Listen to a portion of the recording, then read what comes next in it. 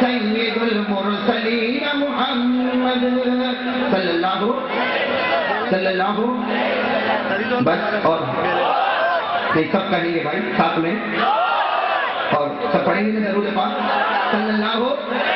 افضل الرسل محمد اشرف الرسل محمد اکمل الرسل محمد اجمل الرسل محمد احسن الرسل محمد بدر الدجى محمد شمس الضحى محمد خير الورى محمد نور الهدى محمد نور الظلم محمد كريم السجايا محمد جميل الشيم محمد نبي البرايا محمد شفيع الأمم محمد رحمة للعالمين محمد شفيع المذنبين محمد خاتم النبيين محمد جامع الخيرات محمد جامع المعجزات محمد دليل الخيرات محمد علم الهدى محمد المزمل محمد المدثر محمد طه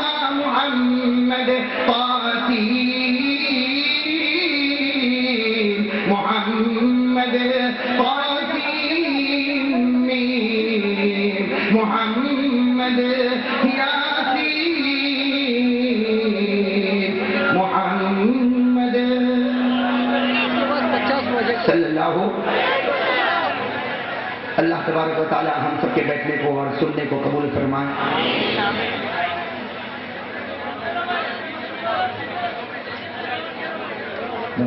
تھوڑا شور ہنگامہ کم ہوگا تو بولے.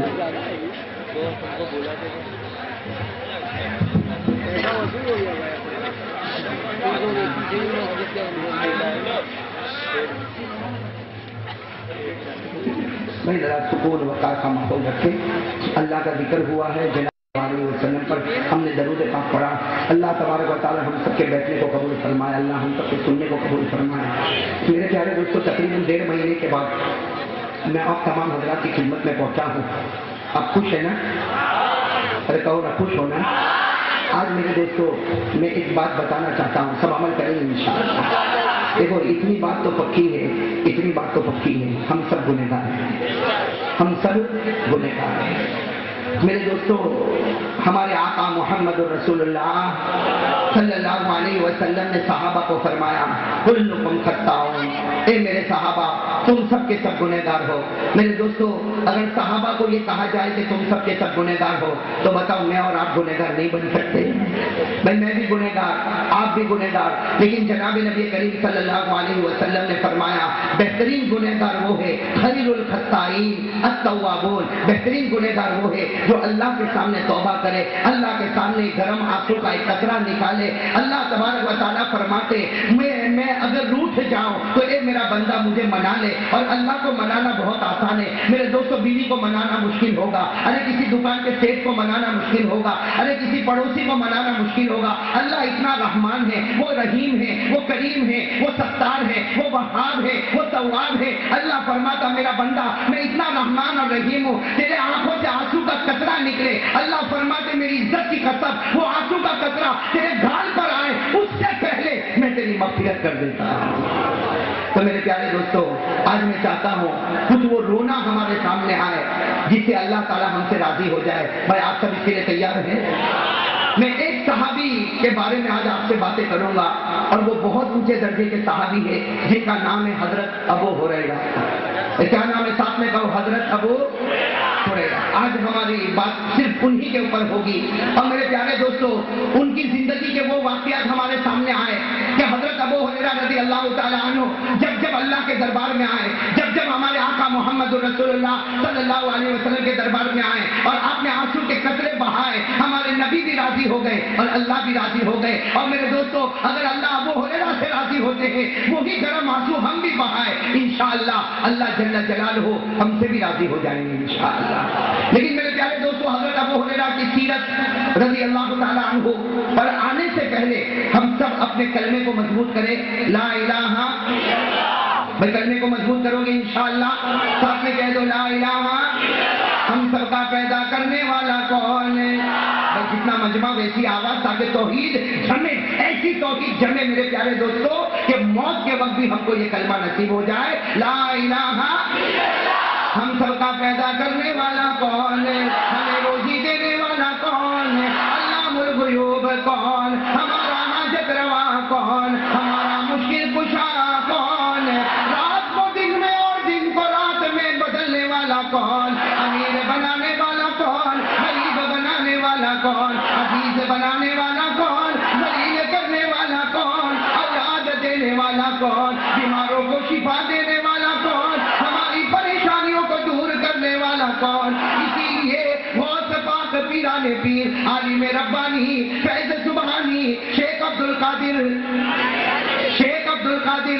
جیلانی رحمت اللہ علیہ کا سبق ہم پڑھے، توحید والا سبق پڑھے، میں بھی پڑھوں آپ بھی پڑھیں، اس کے بعد آگے بڑھے۔ ان کا سب سے پہلا جملہ ہمارے دلوں میں سما جائے، انہوں نے فرمایا لا تخف احدا سوى اللہ، کسی سے ڈرنا نہیں، ڈرے تو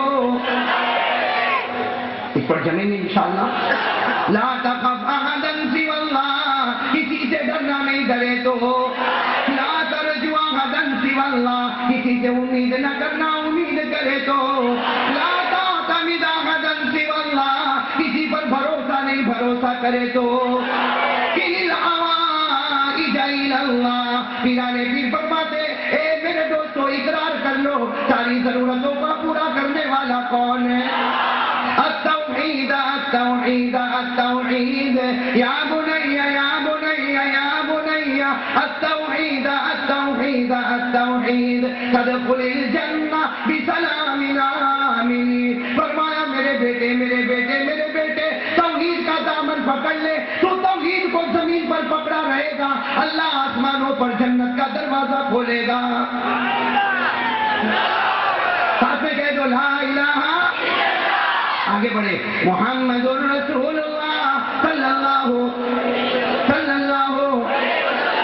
ہمارے آقا محمد رسول اللہ صلی اللہ علیہ وسلم سے بڑھ کر کوئی نبی، ہمارے آقا سے بڑھ کر کوئی پیغمبر، ہمارے آقا سے بڑھ کر کوئی رسول، تو ساتھ میں کہہ دو ہمارے نبی سے بڑھ کر کوئی نبی نہیں، ہمارے آقا سے بڑھ کر کوئی آقا نہیں۔ آسمان کے نیچے اور زمین کے اوپر اللہ کے بعد اگر کسی کا درجہ ہے تو ہمارے آقا محمد الرسول اللہ صلی اللہ علیہ وسلم کا درجہ۔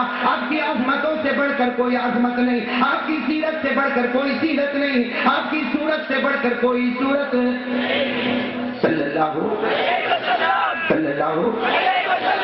ہمارے آقا محمد رسول اللہ صلی اللہ علیہ وسلم کی شان تو اتنی پیاری ہے۔ میں آپ کو ایک بات بتا کر پھر ہم حضرت ابو ہریرہ کی زندگی پر آئیں گے، آپ بیٹھو گے نہیں انشاءاللہ۔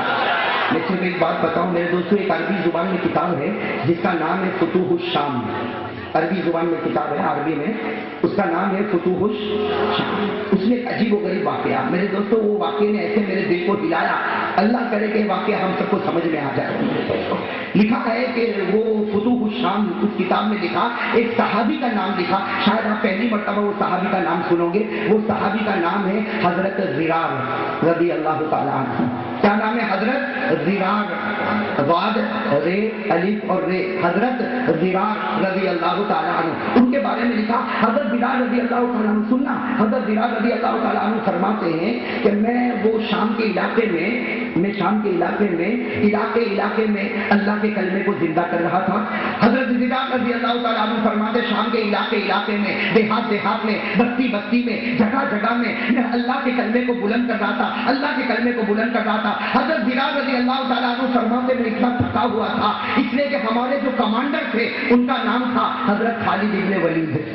کمانڈر کا نام کیا تھا؟ حضرت خالد ابن ولید۔ حضرت زرار رضی اللہ تعالیٰ عنہ فرماتے میں شام کے علاقے میں، گاؤں میں، شہر میں، دیہات میں، بستی میں اللہ کے کلمے کو زندہ کرتا، اللہ کے کلمے کو زندہ کرتا، اللہ کے کلمے کو بلند کرتا۔ فرماتے میں تھکا ہوا تھا اور 8 گھنٹے تک مسلسل میں اللہ کے کلمے کو بلند کرتا رہا، میں تھکا ہوا تھا۔ حضرت زرار رضی اللہ تعالیٰ عنہ فرماتے میں اتنا تھکا ہوا کہ اب میرا جی چاہتا تھا کہ میں اپنے گھوڑے سے اتروں اور تھوڑا کھانا کھا لوں، تھوڑا پانی پی لوں، اتنا تھکا ہوا اس لیے کہ 8 گھنٹے سے میں ایک ہی محنت کر رہا, اللہ کا کلمہ بلند ہو جائے, اللہ کا کلمہ بلند ہو جائے. حضرت بلال رضی اللہ تعالیٰ عنہ فرماتے میں نے ایک کونے میں اپنے گھوڑے کو ٹھہرنے کا اور رکانے کا ارادہ کیا. فرماتے میں نے ارادہ کیا, ابھی اپنے گھوڑے سے اترتا کیا کہ 400 دشمنوں نے آ کر